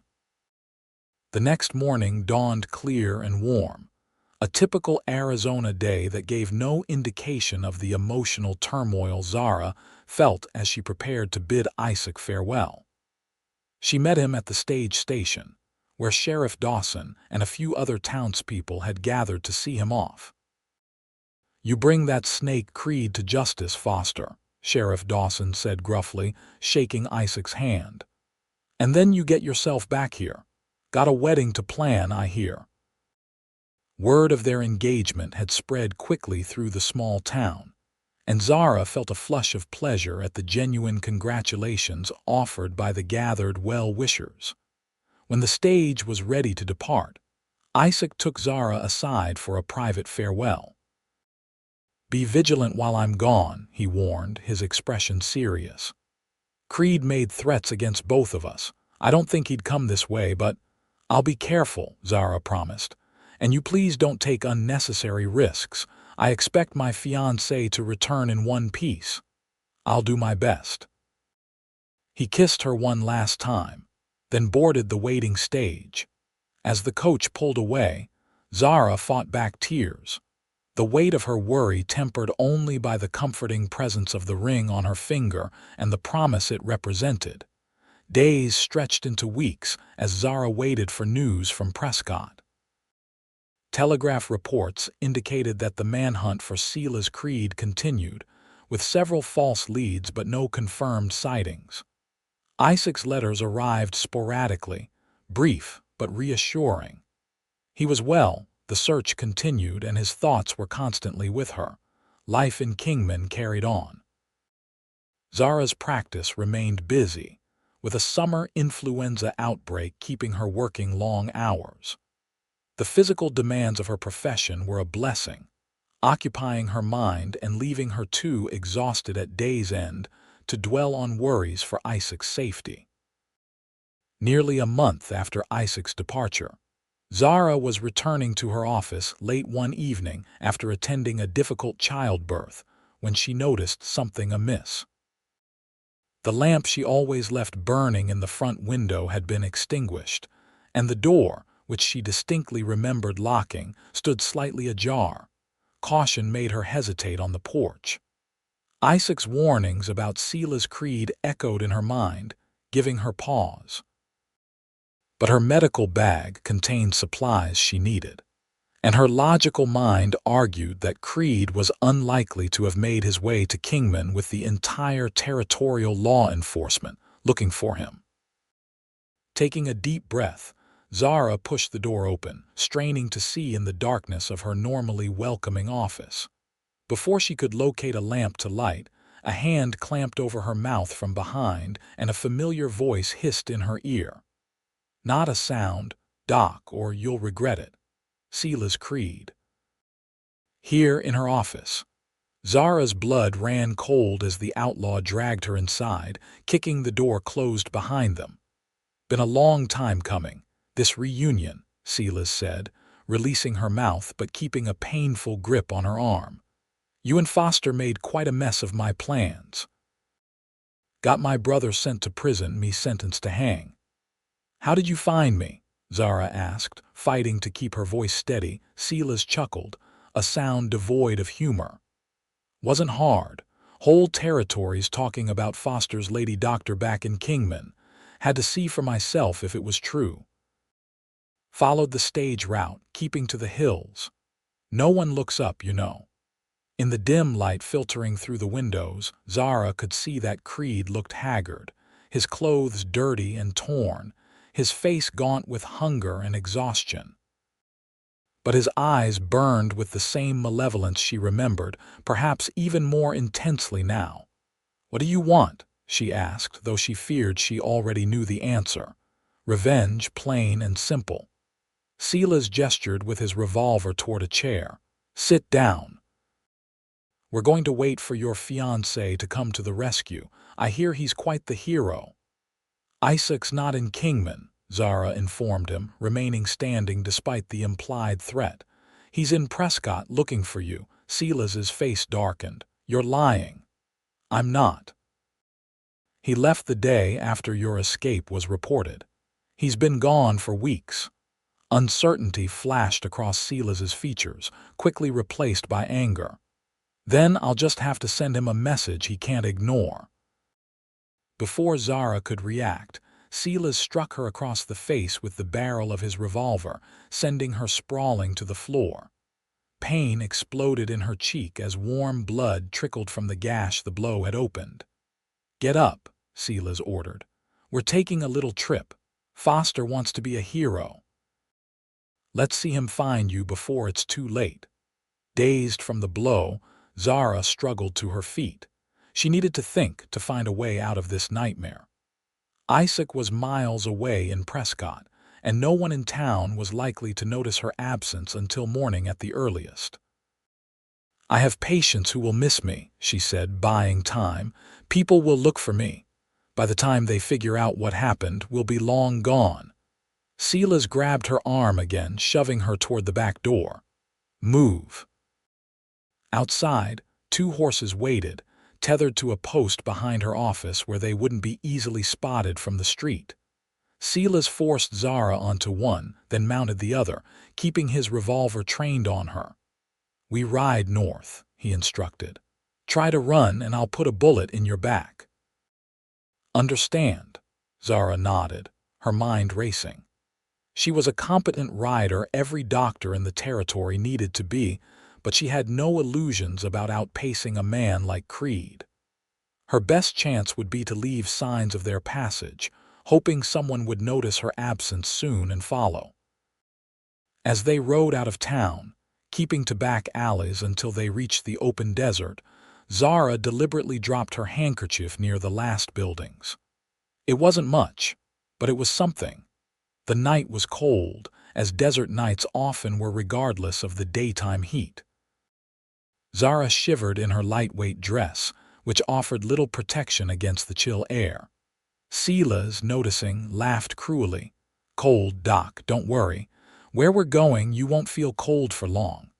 They rode through the night, pushing the horses hard.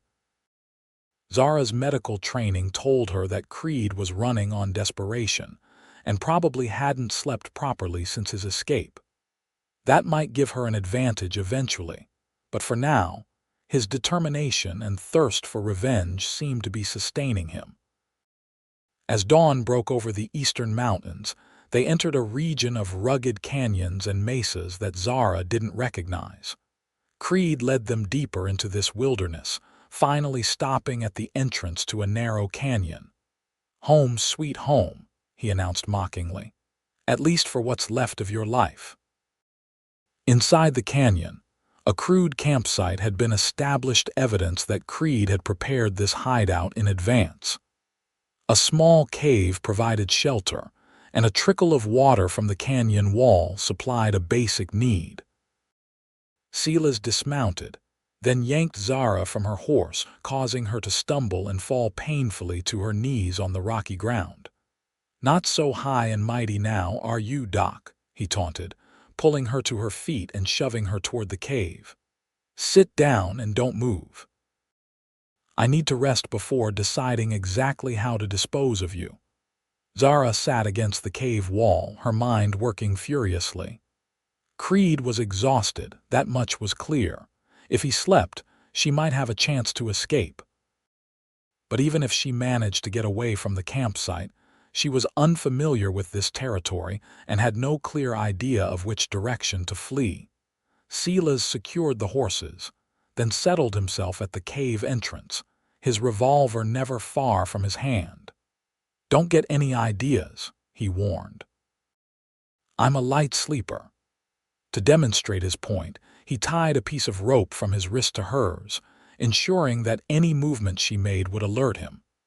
Then, leaning back against the cave wall, he allowed his eyes to close, though Zara suspected he wasn't fully sleeping not yet. The hours passed slowly.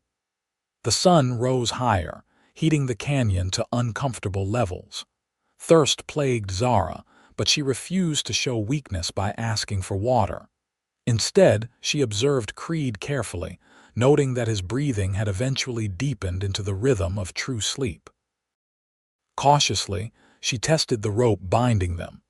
It was securely tied, but perhaps not impossible to loosen if she had time. Using her free hand, she began to work at the knot around her wrist, careful to make no sudden movements that might wake her captor. Her progress was painfully slow, but gradually the knot began to give. Just as she felt it start to loosen significantly, Silas stirred. Instantly, Zara stilled her movements, feigning sleep herself.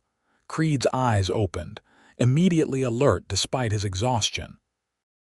He checked the rope between them, apparently satisfied that it remained secure, then rose to his feet.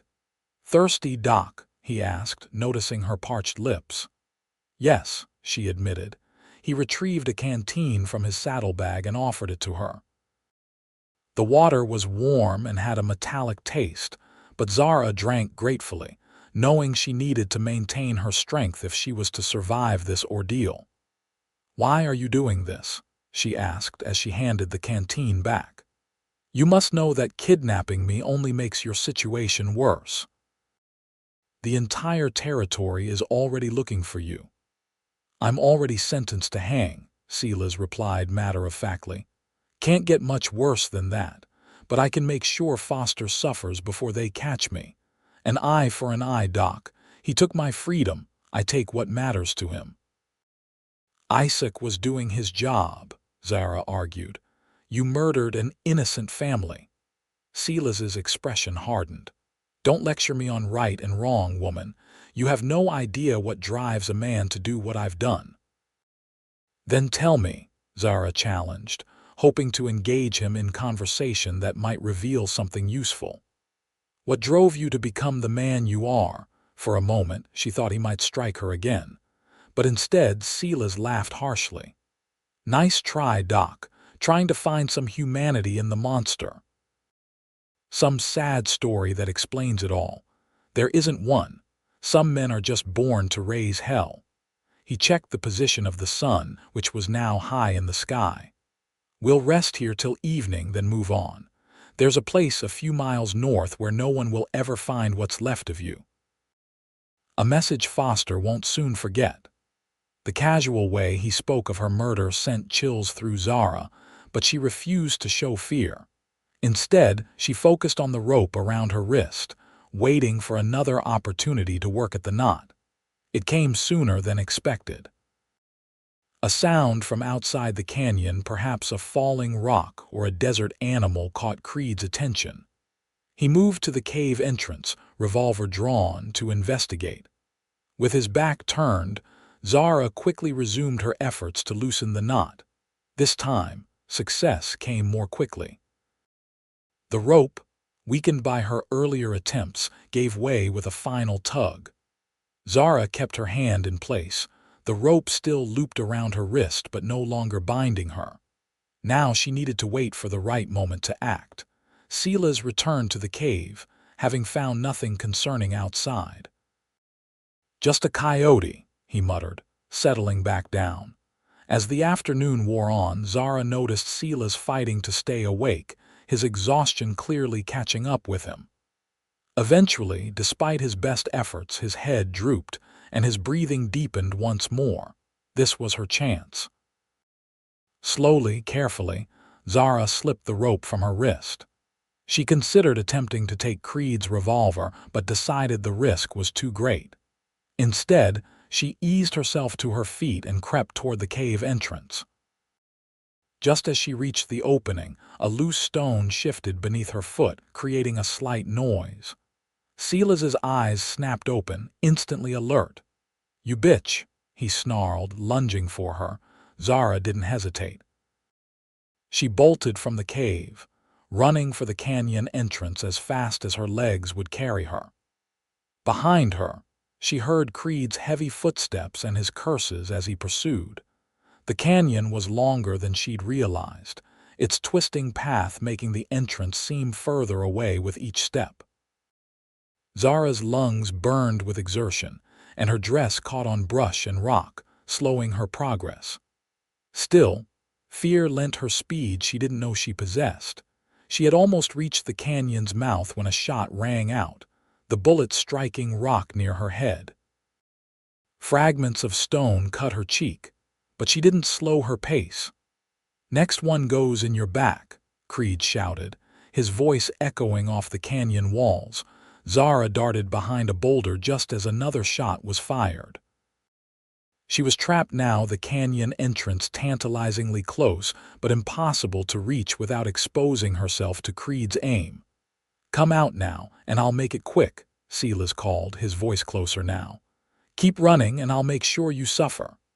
Zara's mind raced. The horses were back at the camp, so even if she made it out of the canyon, she'd be on foot in unfamiliar, harsh terrain. But staying meant certain death. She had to try. Taking a deep breath, she prepared to make a dash for the entrance. But before she could move, the sound of approaching hoofbeats reached her ears.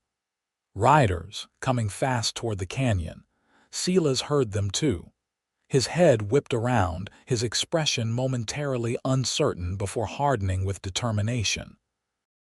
"Seems we have company," he muttered, ducking behind cover himself. The riders appeared at the canyon entrance, 3 men on horseback, all armed.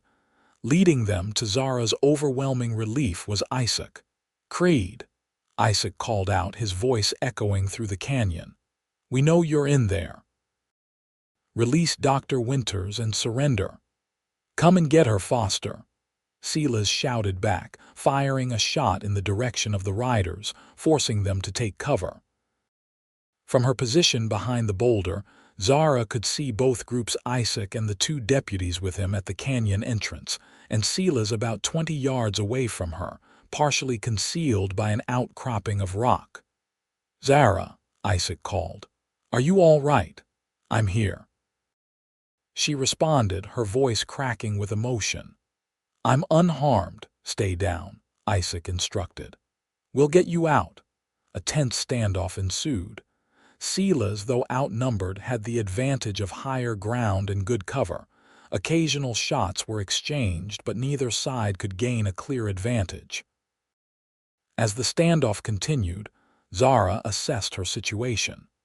The boulder she was hiding behind provided good protection, but she was effectively pinned down. Any attempt to reach Isaac would expose her to Creed's fire. Then she noticed something, a narrow crevice in the canyon wall near her position. It appeared to lead upward, potentially providing a route to circle behind Creed's position. It would be risky, but it might be her only chance to help end this situation. Making her decision, Zara waited until Silas was distracted by exchanging fire with the lawmen, then slipped quietly into the crevice. It was narrow, barely wide enough for her to squeeze through, but it did indeed lead upward along the canyon wall. The climb was treacherous. Loose rocks threatened to give away her position, and the afternoon sun beat down mercilessly. But Zara persevered, using her knowledge of human anatomy to find the best handholds and distribute her weight effectively. After what felt like an eternity, she reached a small ledge that overlooked Creed's position. From here, she could see him clearly, still exchanging occasional shots with Isaac and the deputies. She had no weapon, but she did have the element of surprise. Looking around, Zara spotted several large rocks on the ledge, weathered loose from the canyon wall over time. Gathering her courage, she picked up the largest she could manage and positioned herself directly above Creed. Taking a deep breath, she called out, "Silas, look up." As he instinctively glanced upward, Zara dropped the rock. It struck him squarely, not enough to seriously injure, but sufficient to stun him and cause him to drop his revolver. "Now, Isaac," she shouted. Isaac and the deputies seized the opportunity, rushing forward as Silas scrambled for his weapon. Before he could reach it, Isaac was upon him, tackling him to the ground. The fight was brief but violent. Silas fought with the desperation of a man who knew he faced the gallows, but Isaac's righteous fury proved the stronger force. With a final, devastating blow, he rendered Creed unconscious. As the deputies secured the outlaw with handcuffs, Isaac turned his attention to Zara, who was carefully making her way down from the ledge. "Zara," he called, rushing to help her. "Are you hurt?" The moment her feet touched the ground, Isaac pulled her into his arms, holding her so tightly she could barely breathe. She didn't mind. After the ordeal she'd endured, the safety of his embrace was exactly what she needed. "I'm all right," she assured him, though tears of relief were now streaming down her face. "How did you find me?" "Sheriff Dawson telegraphed Prescott when you didn't show up for your morning appointments," Isaac explained, finally relaxing his grip enough to look at her properly, his eyes cataloging her injuries with concern. "One of your patients had seen a stranger matching Creed's description lurking near your office the previous evening. But how did you know to look here? Your handkerchief helped, and I've been tracking men like Creed for years. I know how they think, where they'd likely go to ground." His voice broke slightly. "I was terrified I'd be too late." "You weren't," Zara said simply, reaching up to touch his face. "You found me." One of the deputies approached, leading the horses they'd recovered from Creed's campsite. "We should head back faster. It'll be dark soon, and we've got a prisoner to secure." Isaac nodded, but his attention remained fixed on Zara. "Can you ride?" "Yes," she assured him, though her body ached from the ordeal. "I want to go home." The journey back to Kingman was slow but uneventful. Creed, who had regained consciousness, rode in sullen silence, his hands bound and a deputy keeping close watch on him. Zara rode beside Isaac, drawing strength from his presence and the knowledge that her nightmare was finally over. They reached town well after nightfall. A crowd had gathered despite the late hour, word having spread quickly that Dr. Winters had been kidnapped and that Isaac Foster had gone after her. A cheer went up as they rode down the main street, relief evident on the faces of townsfolk who had come to value their doctor highly in her short time among them. Sheriff Dawson personally escorted Creed to a cell, ensuring he was secured with extra precautions. "No chances this time," he muttered as he locked the iron door. "He'll be on his way to Prescott with a double guard tomorrow." Isaac took Zara directly to her office, where Dr. Thompson from Hackberry, who had been covering her patients in her absence, waited anxiously. The older physician insisted on examining Zara immediately, shooing Isaac out of the room while he tended to the cut on her cheek and assessed her other injuries. "You'll be sore for a while," Dr. Thompson concluded after his examination. "That gash might leave a small scar, but otherwise, you're remarkably unscathed for someone who spent a day as Silas Creed's captive." "Thank you for coming, Dr. Thompson," Zara said sincerely, "and for looking after my patients. Least I could do. We doctors have to stick together out here." He patted her hand. "Get some rest now, I'll see myself out." When Isaac was allowed to return, he found Zara sitting in her office chair, a cup of tea in her hands, looking exhausted but composed. "Dr. Thompson says you'll be fine," he said, relief evident in his voice. "I will be," she agreed. "Thanks to you." Isaac knelt beside her chair, taking her hands in his. "When I got that telegram." He shook his head, unable to complete the thought. "I've never ridden so hard in my life." "You found me," Zara repeated, the simple fact still something of a miracle to her. "How did you know where to look?" "A hunch, mostly. That area of canyons is known to outlaws as a good hiding place, and there were signs, broken brush, horse tracks heading north. Once we found the general direction, it was a matter of searching methodically. Well, your hunch saved my life."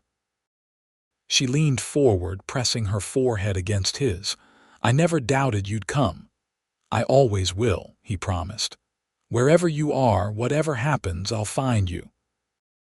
The quiet declaration, spoken in the warm security of her office with the nightmare behind them, held more meaning than any elaborate vow could have. In that moment, Zara knew with absolute certainty that her future was bound to this man who had fought his way into a saloon to save a stranger, and then tracked across the wilderness to save the woman he loved. "I don't want to wait," she said suddenly. "Wait," Isaac repeated, puzzled. "To be married. Life is too uncertain, too precious to delay happiness." She met his gaze directly. "Unless you've changed your mind." "Never," he assured her. "I'd marry you tomorrow if you wished it. Then let's do exactly that." The next day, as Sela's creed was transported under heavy guard to Prescott to face his fate, Zara Winters and Isaac Foster were married in a simple ceremony at Kingman's small church. The entire town turned out to witness the union of their doctor and the bounty hunter who had twice saved her.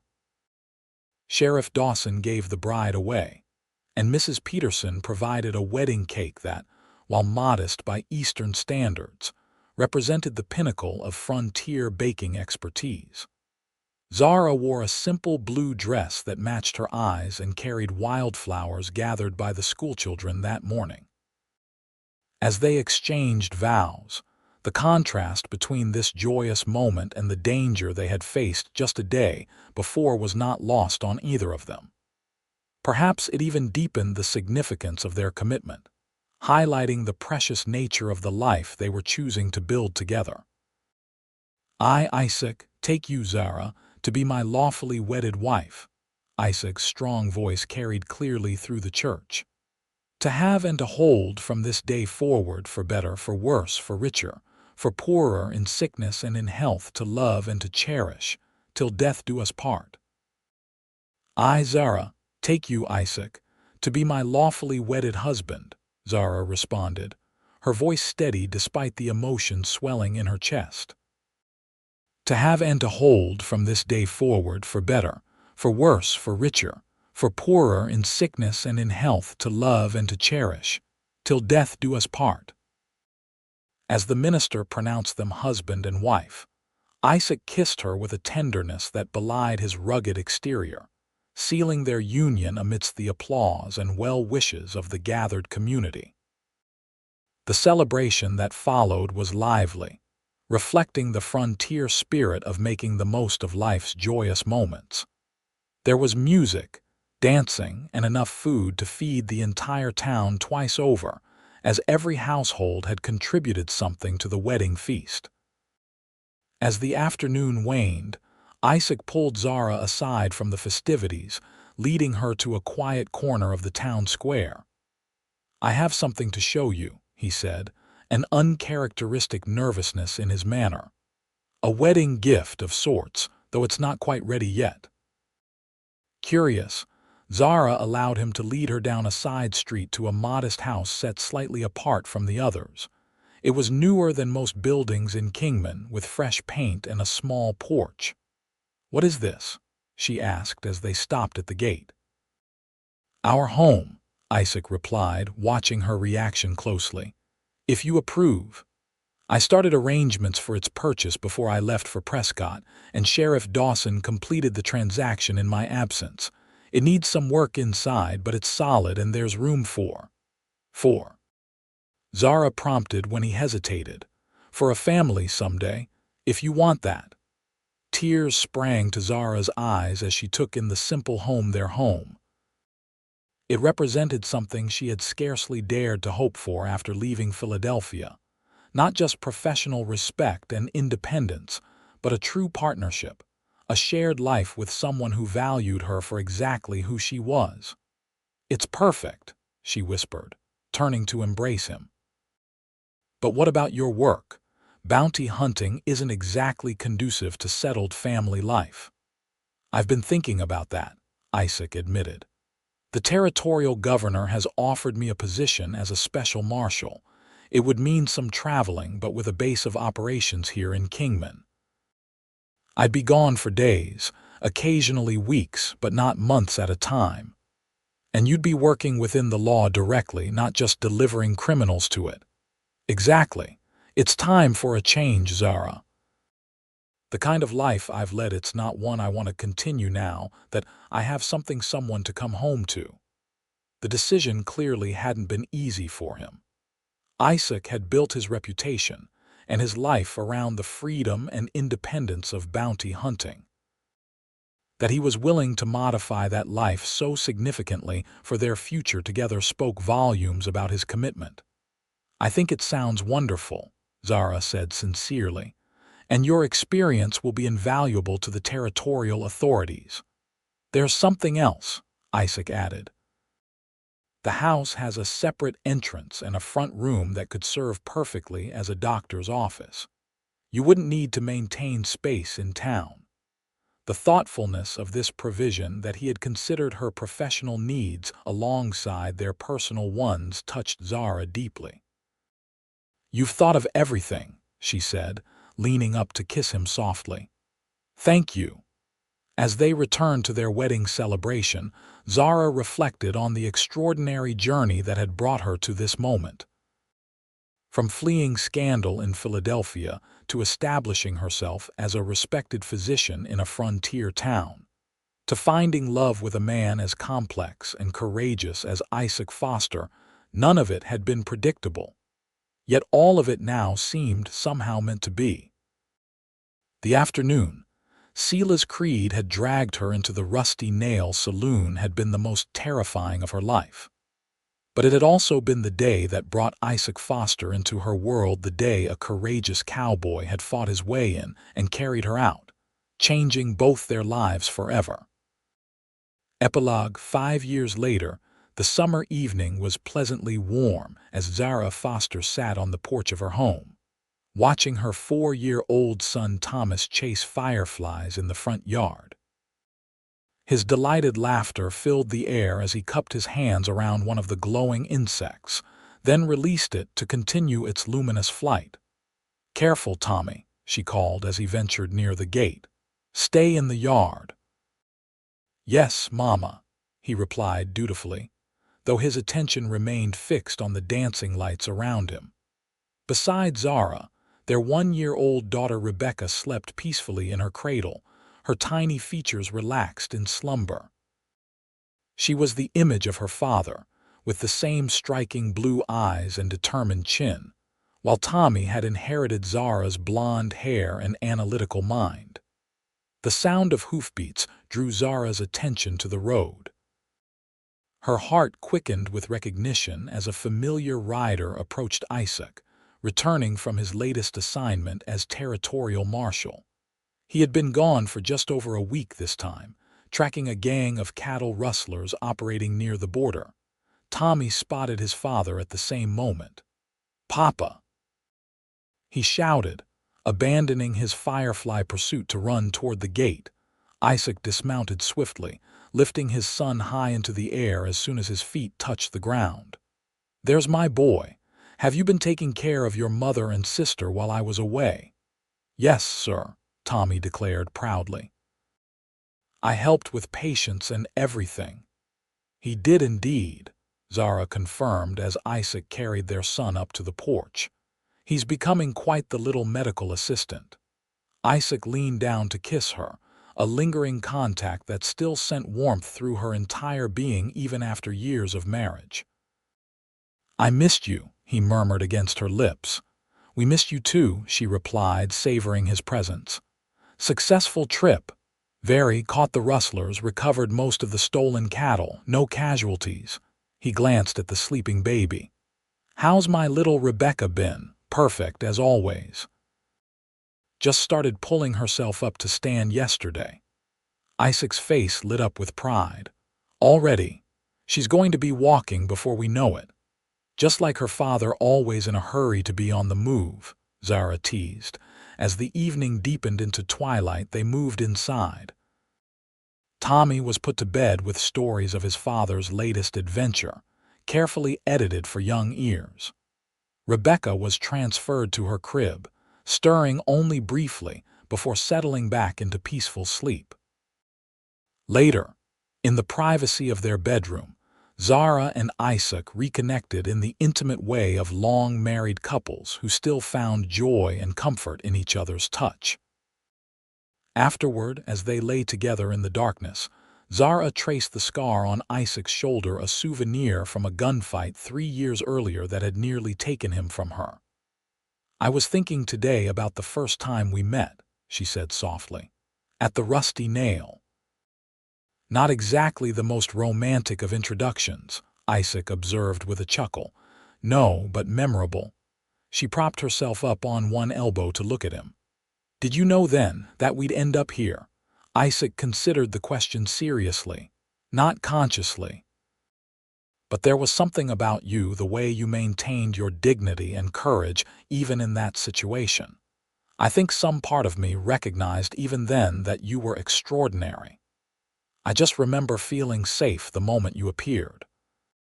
Even with bullets flying and chaos all around, I knew instinctively that you would protect me. And I always will," he promised, drawing her close. "You and our children." Kingman had grown considerably in the 5 years since their marriage. The railroad had finally reached the town, bringing increased commerce and population. Zara's practice had expanded to include a young assistant doctor, allowing her to balance her professional obligations with motherhood. Isaac's position as territorial marshal had earned him respect throughout Arizona.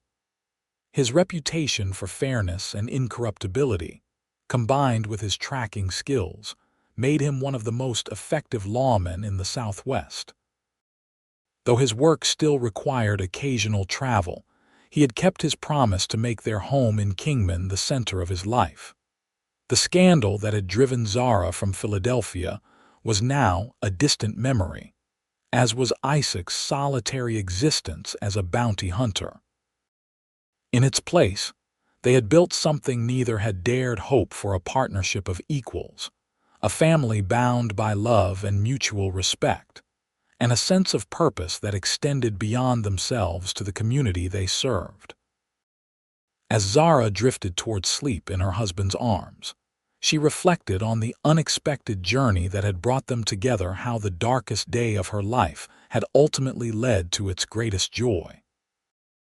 The outlaw who had dragged her into the saloon had meant to destroy her, but instead had unwittingly set her on the path to finding her true home and the love of her life in the wild, unpredictable landscape of the Arizona Territory.